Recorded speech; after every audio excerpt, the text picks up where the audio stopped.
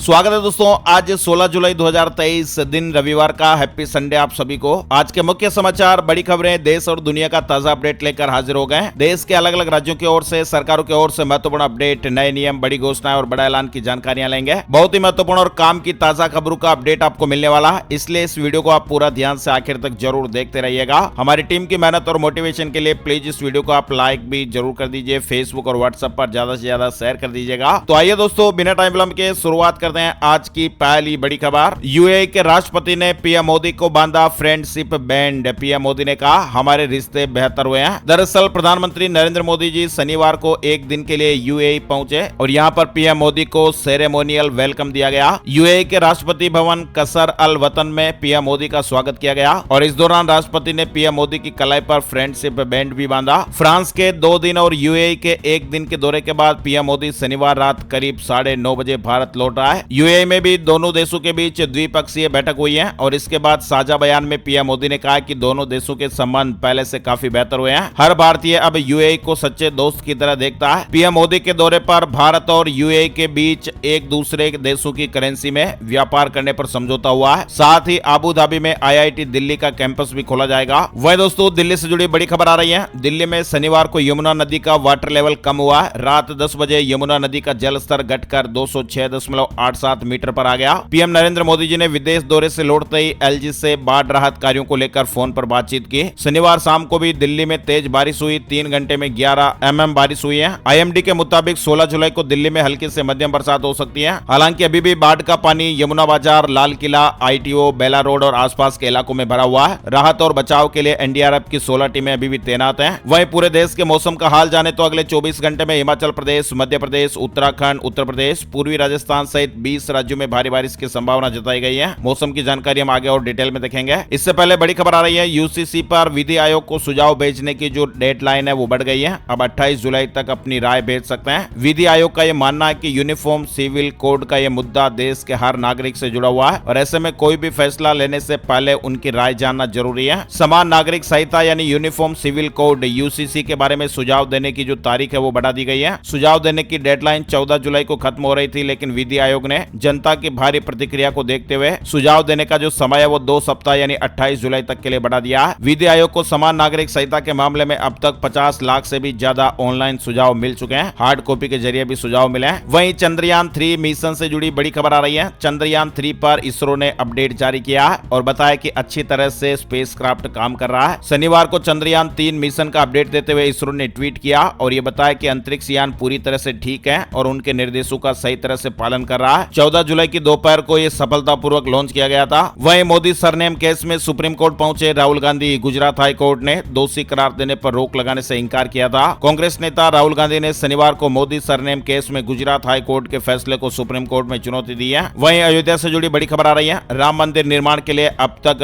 5,500 करोड़ रुपए मिले हैं और अब तक 400 करोड़ रुपए खर्च हुए हैं। चढ़ावे में 4 गुना वृद्धि देखी गई है, यानी राम मंदिर निर्माण के साथ ही रामलला का चढ़ावा भी 4 गुना बढ़ गया है। पहले रामलला के चढ़ावे की गिनती महीने में 2 बार होती थी, लेकिन अब रोजाना गिनती करनी पड़ रही है। श्री राम जन्मभूमि तीर्थ क्षेत्र ट्रस्ट के सूत्रों के अनुसार रामलला को 3 साल में अब तक करीब 5500 करोड़ रुपए का दान मिल चुका है। बड़ी खबर आ रही है, श्रीलंका के राष्ट्रपति रानिल विक्रमसिंघे ने कहा कि वह चाहते हैं कि अमेरिकी डॉलर के बराबर ही भारतीय रुपयों का इस्तेमाल हो। दरअसल आपको बता दें, राष्ट्रपति सिंघे अगले सप्ताह भारत के आधिकारिक दौरे पर आने वाले हैं। राष्ट्रपति बनने के बाद नई दिल्ली की उनकी पहली यात्रा होगी। उन्होंने कहा कि दुनिया बदल रही है और भारत में प्रधानमंत्री नरेंद्र मोदी के शासनकाल में तेजी से विकास हो रहा है। साथ ही बड़ी खबर, पीएम मोदी अब 28 जुलाई को आएंगे नागौर। करनाल में किसानों को देंगे सौगात, जनसभा को भी संबोधित करेंगे। पीएम नरेंद्र मोदी एक बार फिर राजस्थान दौरे पर आएंगे। बताया जा रहा है कि पीएम मोदी 28 जुलाई को राजस्थान के जाट बाहुल्य नागौर जिले की यात्रा करेंगे। बड़ी खबर आ रही है, मोबाइल को लेकर जरूरी अपडेट है, अलर्ट है। मोबाइल पर गेम खेलता था बच्चा, बिगड़ा मानसिक संतुलन। हर पेरेंट्स के लिए खतरे का ये अलार्म है। राजस्थान के अलवर की यह घटना है। फ्री फायर और पबजी जैसे ऑनलाइन गेम खेलने की लत से 14 साल के लड़के का मानसिक संतुलन बिगड़ गया और आंखें भी खराब हो गई। हालत इतनी बिगड़ गई कि पिछले 15 दिनों से उसे स्पेशल बच्चों के हॉस्टल में रखना पड़ा। पेरेंट्स को यह अंदाजा भी नहीं था कि फोन पर ऑनलाइन गेम खेलने की लत उनके बच्चे की जिंदगी बर्बाद कर सकती है। बच्चे के पिता के मुताबिक पहले तो 4 से 5 घंटे गेम खेलता था, लेकिन धीरे धीरे हर समय केवल गेम ही खेलने लगा। 24 घंटे में 10 से 12 घंटे केवल गेम ही खेलता था। मोबाइल लेने की कोशिश करते तो वो चिड़चिड़ापन दिखाता, गुस्सा करने लगता और खाना भी नहीं खाता। कभी कभार घर से भागकर पड़ोस में गेम खेलने चला जाता। दरअसल आपको बता दें, ये मोबाइल फोन यानी स्मार्टफोन से निकलने वाले रेडिएशन दिमाग की सेल यानी कोशिकाओं को सिकोड़ देते हैं, जिसकी वजह से ब्रेन में ऑक्सीजन सही मात्रा में नहीं पहुंच पाती है और इससे दिमाग के साथ साथ बॉडी के पूरे सिस्टम को नुकसान पहुंचता है। रोजाना 50 मिनट तक लगातार मोबाइल फोन का इस्तेमाल करने से दिमाग की कोशिकाओं को नुकसान पहुंच सकता है। इसके अलावा रेडिएशन से कैंसर होने का भी रिस्क रहता है। छोटे बच्चों को तो आप मोबाइल फोन से बिल्कुल दूर ही रखें। 1.25 साल से लेकर 3 साल तक के बच्चों को तो मोबाइल से बिल्कुल दूर ही रखना चाहिए। कुछ दिनों तक वो आपसे जिद करेंगे, आप फिर भी उन्हें बेला फुसला कर जरूर समझाएं, शांत करें और बच्चों का शेड्यूल ही ऐसा बनाएं जिसमें उनके लिए 1-2 घंटे का टाइम ई गैजेट्स टीवी देखने के लिए फिक्स हो जाए, ताकि आपको ये भी मालूम रहे कि बच्चा क्या कंटेंट देख रहा है। नजर भी आप बना सकते हैं। इसके अलावा खाना खाते हुए मोबाइल देखना डेंजरस है।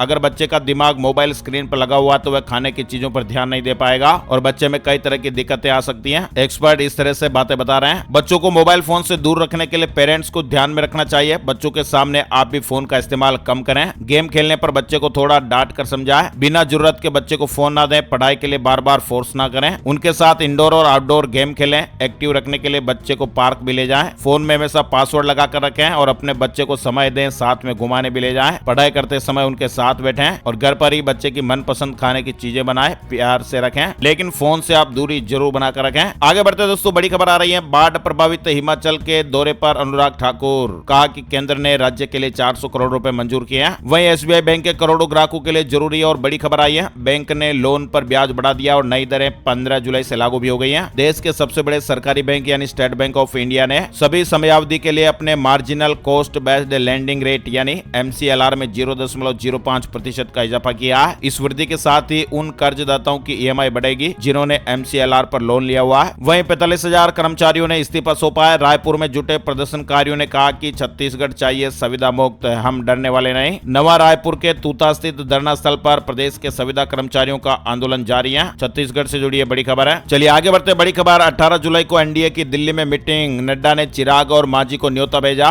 और इसी दिन विपक्षी दलों की बेंगलुरु में भी बैठक है। 2024 लोकसभा चुनाव से पहले सत्ता पक्ष और विपक्ष ने अपना कुनबा मजबूत करने की कवायद शुरू कर दी है। 18 जुलाई को भारतीय जनता पार्टी ने अपने NDA के सहयोगी दलों की बैठक बुलाई है। वहीं हरियाणा में 5 दिन yellow alert. Delhi ITO barrage gate मुद्दे पर CM ने रिपोर्ट मांगी है। पलवल में मकान स्कूल गिरा। सिरसा फतेहाबाद में बांध भी टूट गए। दिल्ली में ITO के पास बैराज के 32 में से 5 गेट न खुलने के खुलासे से हरियाणा सरकार में हड़कंप मच गया और इसे देखते हुए CM मनोहर लाल खट्टर ने फैक्ट फाइंडिंग कमेटी बना दी है, जिसमें सिंचाई विभाग के 2 चीफ इंजीनियर को भी शामिल किया गया है और CM ने 48 घंटे में इसकी जांच का रिपोर्ट तलब की है। वहीं हिमाचल वेदर अपडेट भी आ रहा है। हिमाचल प्रदेश के 10 जिलों में भारी बारिश का ऑरेंज अलर्ट। लोगों को नदी नालों से दूर रहने की सलाह दी गई है। मानसून की सक्रियता से हिमाचल प्रदेश के कई भागों में 21 जुलाई तक बारिश का दौर जारी रहने की संभावना है। मौसम विज्ञान केंद्र शिमला ने प्रदेश के कुछ भागों में 3 दिनों के लिए भारी बारिश का ऑरेंज अलर्ट जारी किया है। 10 जिलों के कई भागों के लिए 15 से 17 जुलाई तक भारी बारिश का ऑरेंज अलर्ट है। 18 जुलाई को कुछ भागों के लिए येलो अलर्ट जारी किया गया है। वहीं बाढ़ से गाजियाबाद की 200 फैक्ट्रियां बंद। यमुना का तटबंध टूटने से हालात बेकाबू। छत और सड़क पर लोग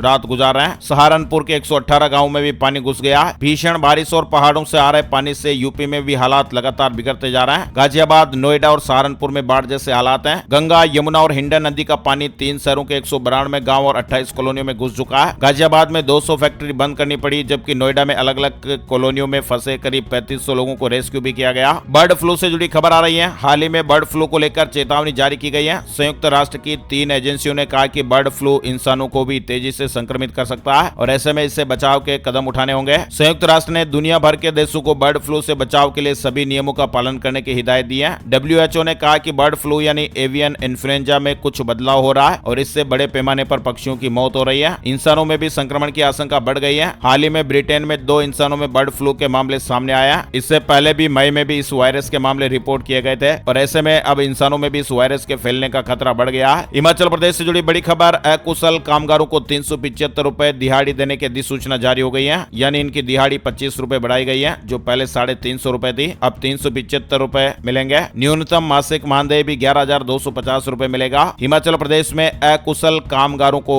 375 रुपए देने की अधिसूचना जारी हो गई है। वहीं 2 साल में बनाए 4 लाख फर्जी आधार कार्ड, पैन कार्ड, फिर फेक बैंक बैंक अकाउंट खुलवाकर साइबर ठगी की गई। 3 लोगों को अरेस्ट किया गया। ये गैंग फर्जी वेबसाइट के जरिए फर्जी आधार कार्ड और पैन कार्ड बना रहे थे। इनके लेन देन से बरामद रजिस्टर में पैसों का लेन देन देखकर ये आशंका है कि यह गैंग 3 सालों में लगभग 4 लाख फर्जी आधार कार्ड और पैन कार्ड बनाकर साइबर अपराधियों को दे चुका है। उत्तर प्रदेश से जुड़ी ये बड़ी खबर थी। वहीं एआई हमारे जैसा नहीं, हॉलीवुड के बड़े एक्टर्स हड़ताल पर। हॉलीवुड इंडस्ट्री इस वक्त संकट में है। समाचार एजेंसी ब्लूमबर्ग की रिपोर्ट की माने तो हॉलीवुड के लेखक और अभिनेता एक ही समय पर 63 सालों के बाद पहली बार हड़ताल पर हैं। हरियाणा सरकार ने 2 साल बाद बदला फैसला, गरीब परिवारों को फिर से मिलेगा हर महीने सरसों का तेल। अधिसूचना जारी हो गई है। हरियाणा में एक बार फिर से 20 लाख गरीब परिवारों को हर महीने सरसों का तेल मिलेगा। सरकार का यह फैसला 1 जुलाई से मान्य होगा। यानी हरियाणा में इस योजना में प्रदेश के करीब 20 लाख गरीब परिवारों को 20 रुपए प्रति लीटर के हिसाब से फोर्टिफाइड सरसों का तेल देने का निर्णय लिया गया है। वहीं पीवीआर आइनॉक्स ने खाने पीने के सामान की कीमत 40% तक घटाई है। मल्टीप्लेक्स चेन पीवीआर आइनॉक्स ने खाने पीने के सामानों की कीमतों में कटौती की। टोमेटो प्राइस से जुड़ी खबर। देश के 54 शहरों में टमाटर के दाम 150 रुपए के पार, 300 रुपए तक भी ये कीमतें जा सकती हैं। चीन में गिरती जनसंख्या ने काम का बोझ बढ़ाया। कानून में 8 घंटे लेकिन ओवरटाइम के नाम पर 12-12 घंटे लोगों से काम लिया जा रहा है। चीन में कर्मचारियों से 12-12 घंटे काम कराया जा रहा है। उनके ओवरटाइम काम कराने के बावजूद भी उसका उचित भुगतान भी नहीं हो पा रहा है। ये समस्या घटती श्रम शक्ति यानी युवाओं की कम होती आबादी के बीच और भी जटिल हो रही है। पंजाब नेशनल बैंक से सस्ते में आप मकान या दुकान खरीद सकते हैं। ऑक्शन में आप भाग ले सकते हैं। पंजाब नेशनल बैंक ने लोन की रकम वसूलने के लिए 11,374 मकान और 2,155 दुकानों की नीलामी करने का ऐलान किया है। आम लोगों के लिए सस्ते में घर और दुकान खरीदने का बेहतरीन मौका है। अच्छा, इसके लिए बैंक की वेबसाइट है ऑफिशियल www.ibapi.in, जहां पर आपको इस ऑक्शन से संबंधित जानकारी मिल जाएगी। यानी पंजाब नेशनल बैंक की इस ई नीलामी में भाग लेने के लिए आपको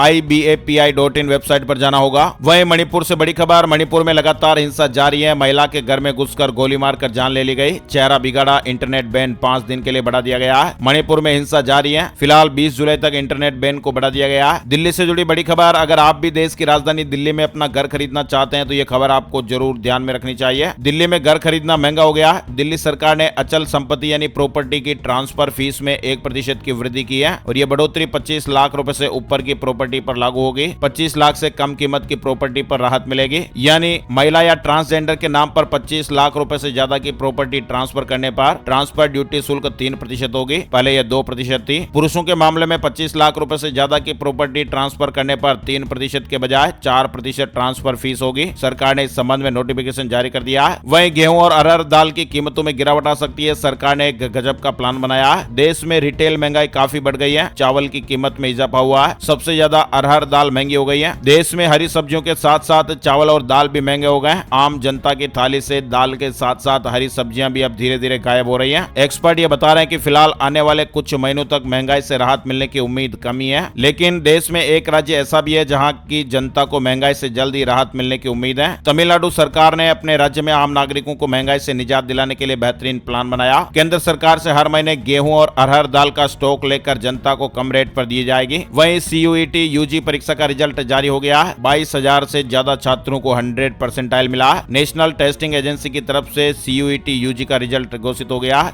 वहीं बड़ी खबर आ रही है। पबजी खेलते हुए इश्क करके भारत आने वाली पाकिस्तानी महिला सीमा हैदर अब लोगों के सामने नहीं आ रही है। वे मीडिया के सवालों के जवाब भी फिलहाल नहीं दे रही है। सीमा के प्रेमी सचिन के परिवार ने उनकी तबीयत खराब होने की बात कही है। दरअसल पिछले 10-11 दिनों से सीमा हैदर ने सोशल मीडिया में सुर्खियां बटोरी हैं और उसके बाद से ही उनके घर के सामने 24 घंटे लोगों का तांता लगा रहता है। यानी एक तरह से ये सेलिब्रिटी बन गई है। लेकिन अब आपको बता दें, केंद्रीय एजेंसी भी सक्रिय हो गई है। सीमा और सचिन की मुश्किलें बढ़ सकती हैं। हालांकि सीमा हैदर का कहना है कि वह सचिन के प्यार की खातिर हिंदुस्तान आई है और वह हर जांच और परीक्षा से गुजरने को तैयार है। अब केंद्रीय एजेंसी ने सीमा हैदर के 4 बच्चों को लेकर भारत में आने और उसकी पाकिस्तान में रहने के दौरान गतिविधियों की जांच शुरू कर दी है। वहीं मामले की जांच कर रही जेवर पुलिस ने भी मामले का नए सिरे से अवलोकन शुरू किया है। दरअसल आपको बता दें, सीमा हैदर के पाकिस्तान से नेपाल के रास्ते रबुपुरा में आने और सचिन मीणा और उसके पिता नेत्रपाल को शरण देने के मामले में रबुपुरा पुलिस ने नामजद करते हुए मामला दर्ज किया था और उस दौरान केस में जो धाराएं लगी थी उनके 5 साल की अधिकतम सजा थी। इसके चलते जेवर कोर्ट से सीमा हैदर, सचिन और उसके पिता को जमानत मिल गई। लेकिन पाकिस्तान से जुड़ा मामला होने और केंद्रीय एजेंसियों के जांच पूरी न होने के कारण अभी किसी भी अधिकारी ने सीमा हैदर को क्लीन चिट नहीं दी है। हालांकि अधिकारी यह दावा कर रहे हैं कि अब तक जासूसी के संबंध में कोई साक्ष्य नहीं मिला है, लेकिन फिर भी जांच जारी है और जल्द ही इस मामले की सच्चाई या फिर नई कार्रवाई सामने आ सकती है। धाराएं अगर अगर बढ़ती है तो जमानत भी रद्द हो सकती है। सीमा हैदर पाकिस्तान नहीं जाना चाहती है, उसने कई इंटरव्यू में यह बात कही है। लेकिन आपको बता दें, सीमा हैदर से पहले इकरा नाम की लड़की भी भारत आई थी, मगर उसकी जो प्रेम कहानी है उसकी हैप्पी एंडिंग नहीं हुई। क्या हुआ आपको बता दें। सीमा के भारत आने से कई तरह के सवाल भी उठ रहे हैं और सुरक्षा एजेंसियों की नजर भी सीमा पर लगातार बनी हुई है। लेकिन प्रेम के नाम पर दुश्मन देश पाकिस्तान से भारत आना कोई पहला मामला नहीं है। इससे कुछ दिनों पहले भी इकरा नाम की लड़की भारत आई है। इकरा की प्रेम कहानी का अंत सुखद नहीं हुआ, उनको कई तरह की समस्याओं का सामना करना पड़ा। दरअसल इकरा हसन एक 19 साल की लड़की थी जिनको लूडो खेलते हुए भारत में रहने वाले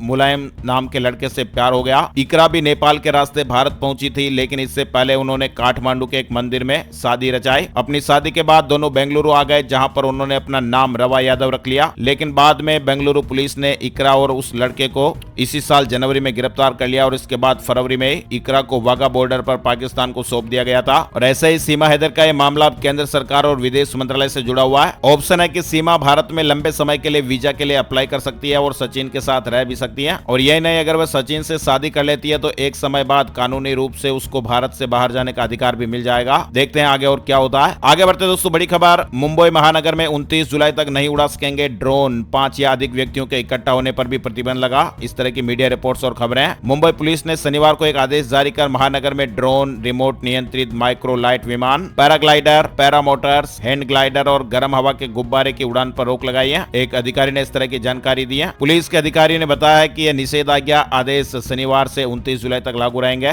इसके अलावा गैर कानूनी सभाओं पर भी प्रतिबंध लगाया गया है। वहीं बड़ी खबर, राजस्थान को लेकर सरकार बन सकती है और बन रही है में फर्क। सीएम गहलोत ने कहा, मेहनत करनी पड़ेगी, मुझे मालूम हम कहां कमजोर हैं। इसके अलावा जयपुर में 1 करोड़ की कोकीन पकड़ी गई। 2 विदेशी दिल्ली से जयपुर लेकर आए, बिना वीजा और पासपोर्ट के इंडिया आए। क्राइम ब्रांच की टीम ने बड़ी कार्रवाई की है। वहीं हरियाणा के कॉलेजों में 18 जुलाई तक फीस जमा करनी होगी। 20 जुलाई को दूसरी मेरिट लिस्ट जारी होगी। 24 जुलाई से कक्षाएं लगेगी। Flipkart big saving days cell चल रही है। 32 से 55 इंच तक कई स्मार्ट एलईडी टीवी मॉडल पर 50% तक की बम्पर छूट भी मिल रही है। इसके अलावा एक्शन में सीएम केजरीवाल, बाढ़ पीड़ितों को न हो दिक्कत, सीएम ने 6 मंत्रियों को कमान सौंपी है। हालात का भी जायजा लिया। वहीं पंजाब से जुड़ी बड़ी खबर आ रही है। अब आंगनबाड़ी में ड्रेस कोड लागू। वर्करों के लिए गुलाबी और हेल्परों के लिए आसमानी रंग होगा। छत्तीसगढ़ में शिक्षक संघर्ष मोर्चा का ऐलान। रायपुर में 18 जुलाई को बड़ा प्रदर्शन होगा। अनिश्चितकालीन हड़ताल की भी धमकी दी गई है। इसके अलावा भारत और चीन के बीच व्यापार में गिरावट आई है। वर्षों बाद ये कारनामा देखने को मिला। भारत और चीन के व्यापार में पहली बार गिरावट के संकेत मिले हैं। इस साल की पहली 6 माही में भारत और चीन के बीच व्यापार में 0.9% की गिरावट आई है। बिहार से जुड़ी बड़ी खबर। आसमानी आफत से सावधान। बिहार में आकाशीय बिजली गिरने से 18 की मौत होने की खबर है। सीएम ने मुआवजे का ऐलान किया है। 4-4 लाख रुपए मुआवजे की घोषणा की गई है। इसके अलावा मेरठ में हाई टेंशन लाइन से टकराया कावड़ियों का डीजे। दर्दनाक हादसे में 5 की मौत होने की खबर है। वहीं राजस्थान में 1 टाइम रजिस्ट्रेशन फीस लागू।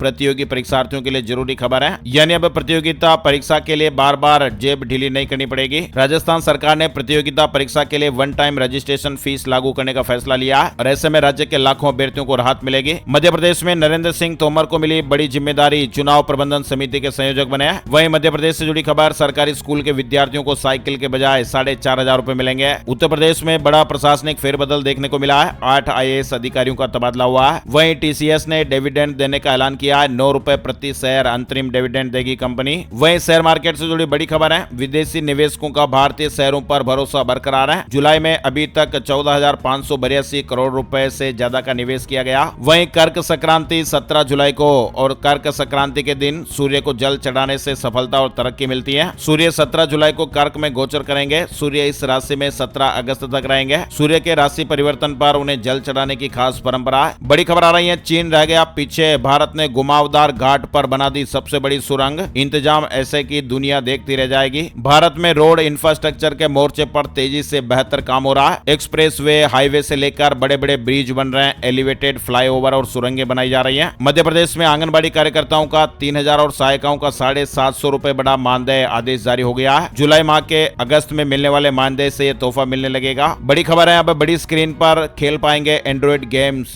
गूगल ने भारत में PC यूजर्स के लिए एंड्रॉइड गेम का सपोर्ट लाइव कर दिया है। फिलहाल कंपनी ने प्ले गेम्स बेटा वर्जन पेश किया है। गूगल की यह सर्विस भारत में फिलहाल हिंदी और अंग्रेजी भाषा में उपलब्ध है। वहीं छत्तीसगढ़ से एक बड़ी खबर सामने आ रही है। गर्भवती महिला के इलाज के दौरान डॉक्टर को हार्ट अटैक आ गया। ऑपरेशन थिएटर में ही डॉक्टर साहब की जान चली गई। वहीं हरिद्वार में अपार भक्ति। कावड़ियों का आंकड़ा 4 करोड़ के पार चला गया है। हरिद्वार में गंगा जल लेने आने वाले कांवड़ तीर्थ यात्रियों का आंकड़ा 4 करोड़ को पार कर गया है। टीम इंडिया की अगली सीरीज का ऐलान, T20 वनडे और टेस्ट का शेड्यूल जारी हो गया है। अजीत पवार 18 जुलाई को प्रधानमंत्री मोदी से मिलेंगे, किसानों के मुद्दों पर चर्चा करेंगे। महाराष्ट्र के उप मुख्यमंत्री अजीत पवार ने शनिवार को कहा कि उनका 18 जुलाई को प्रधानमंत्री नरेंद्र मोदी से मुलाकात करने का कार्यक्रम है और बैठक के दौरान वे राज्य में किसानों के सामने आने वाले मुद्दों को उठाएंगे। सोने चांदी के भाव को लेकर अपडेट, जैसा कि आपको मालूम ही है, शनिवार और रविवार को सोने चांदी के भाव अपडेट नहीं आते हैं। सोमवार से शुक्रवार का अपडेट ही हम जानते हैं। अब बात कर लेते हैं वेदर न्यूज एंड एनालिसिस में संपूर्ण भारत का आज 16 जुलाई 2023 का मौसम पूर्वानुमान। मौसम की जानकारी का ताजा अपडेट आ गया है। स्काईमेट वेदर अपडेट के मुताबिक अगले 24 घंटों के दौरान दक्षिण पूर्वी राजस्थान, मध्य प्रदेश, विदर्भ, दक्षिणी गुजरात, कोंकण और गोवा, तटीय कर्नाटक, छत्तीसगढ़, उड़ीसा और अरुणाचल प्रदेश में हल्की से मध्यम बारिश के साथ ही कुछ स्थानों पर भारी बरसात हो सकती है। पूर्वोत्तर भारत, बिहार, पश्चिम बंगाल, उत्तर प्रदेश, उत्तराखंड, हिमाचल प्रदेश, जम्मू कश्मीर, केरल, तमिलनाडु, तेलंगाना और आंतरिक महाराष्ट्र में भी हल्की से मध्यम बारिश होने का अनुमान है। इसके अलावा पंजाब, हरियाणा, तमिलनाडु, आंध्र प्रदेश और आंतरिक कर्नाटक में भी हल्की बारिश देखने को मिल सकती है। आज के मुख्य समाचार अपडेट में फिलहाल बस इतनी ही खबरें। अगर आपको हमारा ये प्रयास अच्छा लगा तो प्लीज वीडियो को लाइक और शेयर जरूर कर दीजिएगा। फेसबुक और व्हाट्सएप पर ज्यादा से ज्यादा इस वीडियो को शेयर कर दीजिएगा। Thank you, take care, good bye, जय हिंद, जय भारत, वंदे मातरम।